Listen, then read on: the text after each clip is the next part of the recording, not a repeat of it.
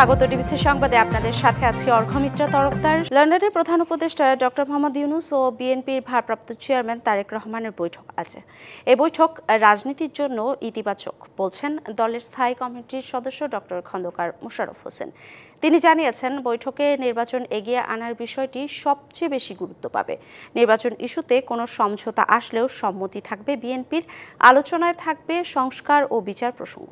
ডিবিসির সঙ্গে একান্ত আলাপে এ তথ্য দিয়েছেন ডক্টর খন্দকার মোশাররফ হোসেন।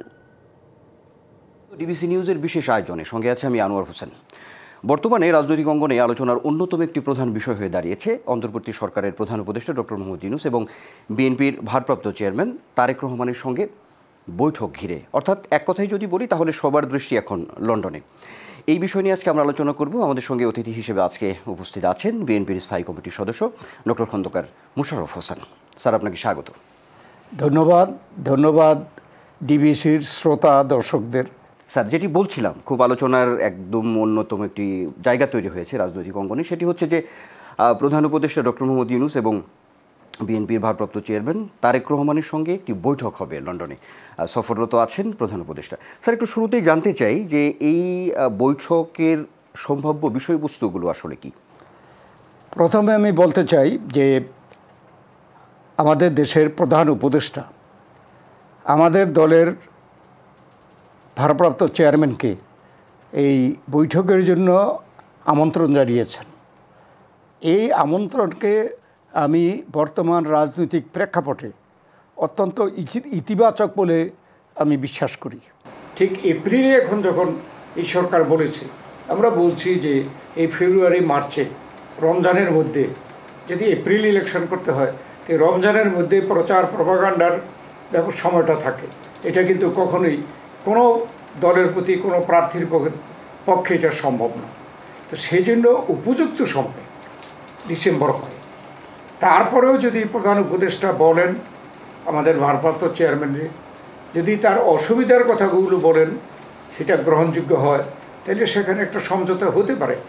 স্যার, সেক্ষেত্রে রাজনৈতিক মহল থেকে একটি বিষয় আছে, সেটি হচ্ছে যে তারা বলছেন যে সরকারের সঙ্গে বিএনপির যে একটা দূরত্ব দৃশ্যমান ছিল, সেটি অনেকটাই নিরসন হবে এই বৈঠক ঘিরে। প্রত্যাশা অনেক আছে। স্যার, এই বিষয়ে যদি একটু বলতেন। এখানে আসলে আমি ব্যক্তিগতভাবে বিশ্বাস করি না যে সরকারের সাথে আমাদের কোনো দূরত্ব সৃষ্টি হয়েছে। সরকার আসার পর থেকে আমরা সরকারকে সমর্থন করেছি, সহযোগিতা করছি। এখনও কোনো মিটিংয়ে বলি নেই যে আপনাদেরকে সহযোগিতা করব না। কিছু কিছু ক্ষেত্রে বলা হয়েছে যে আপনারা কোনো দিকে না তাকিয়ে আপনাদের ইচ্ছাকে আপনারা চরিতার্থ করতে চান, তাহলে আমাদের সেই সহযোগিতা নাও থাকতে পারে।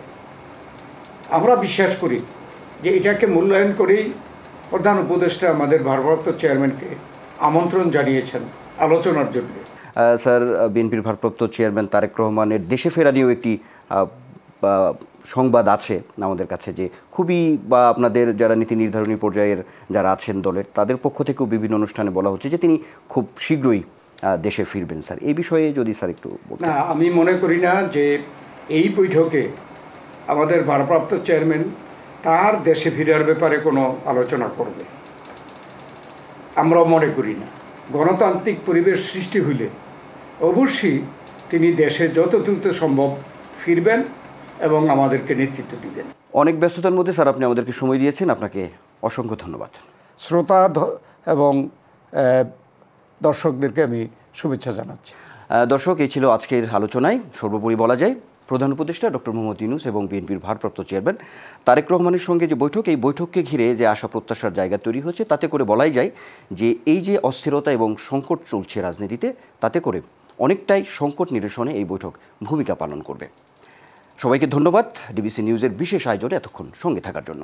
প্রধান উপদেষ্টা ডক্টর মোহাম্মদ ইউনূস এবং বিএনপির ভারপ্রাপ্ত চেয়ারম্যান তারেক রহমানের বৈঠকে বসাকে ইতিবাচক বলে মন্তব্য করেছেন জাতীয় ঐকমত্য কমিশনের সদস্য ডক্টর বদিউল আলম মজুমদার। তিনি বলেন, রাজনৈতিক সংকট সমাধান মাঠে করতে চাইলে আরও বিশৃঙ্খলা বাড়তে পারে। তবে তিনি আশা করেন এই শীর্ষ পর্যায়ের বৈঠকে দেশের বৃহত্তর স্বার্থে একটা সমাধানের মোড় নেবে। এতে কতগুলো বিষয়ে ঐকমত্যে পৌঁছাবে দেশ। একটা অবাধ ও সুষ্ঠু নির্বাচনের মাধ্যমে গণতান্ত্রিক উত্তরণ ঘটবে। একজন অন্তর্বর্তী সরকারের প্রধান আর অন্যজন দেশের বৃহৎ রাজনৈতিক দল বিএনপির কাণ্ডারি। এই দুই নেতার বৈঠককে কেন্দ্র করে দেশের জনগণের মধ্যে এখন ব্যাপক কৌতূহল। কি হবে লন্ডনের বৈঠকে?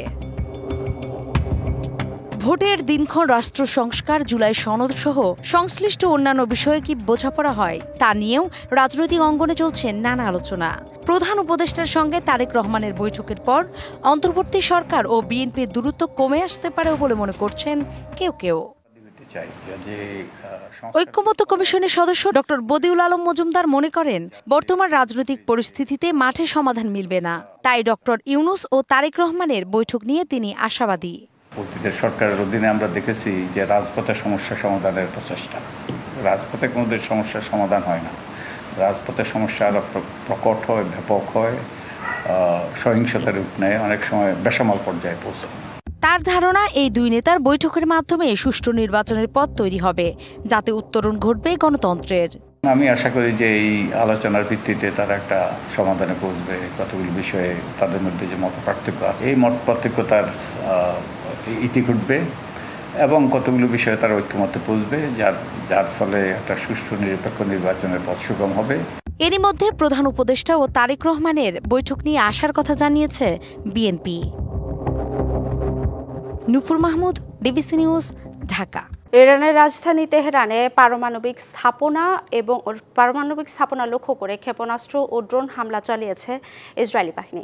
কাতার ভিত্তিক সংবাদ মাধ্যম আল জাজিরার প্রতিবেদন বলছে, তেহরানের উত্তর পূর্বাঞ্চলে বিস্ফোরণের শব্দ শোনা গেছে, তবে প্রাথমিকভাবে হতাহত ও ক্ষয়ক্ষতির কোনো খবর পাওয়া যায়নি। হামলার পর ইরানের রাজধানী তেহরানে আন্তর্জাতিক বিমানবন্দরে সব ফ্লাইট সাময়িকভাবে স্থগিত করা হয়েছে। শহরের কিছু কিছু আবাসিক ভবনেও আঘাত লেগেছে বলে জানিয়েছেন স্থানীয় সংবাদ মাধ্যমগুলো। পাল্টা হামলার শঙ্কায় সতর্কতা জারি করা হয়েছে ইসরায়েলে।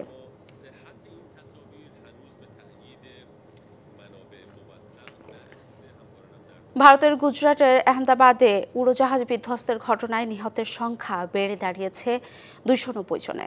উড়োজাহাজটির 241 আরোহীর পাশাপাশি নিহত হয়েছেন মেডিকেল শিক্ষার্থী ও স্থানীয় বাসিন্দারা। বিমানের 242 আরোহীর মধ্যে বিস্ময়করভাবে বেঁচে গেছেন ব্রিটিশ ভারতীয় নাগরিক বিশ্বাস কুমার রমেশ। দুর্ঘটনার পর ধ্বংসস্তূপের ভেতর থেকে আহত অবস্থায় তাকে উদ্ধার করা হয়। পরে আহমেদাবাদের সিভিল হাসপাতালে ভর্তি করা হয় তাকে। উড়োজাহাজের ইমার্জেন্সি এক্সিটের পাশে 11A সিটে বসেছিলেন রমেশ। বিশ্বাস কুমার রমেশ ও তার ভাই অজয় কুমার একই ফ্লাইটে লন্ডনে যাচ্ছিলেন।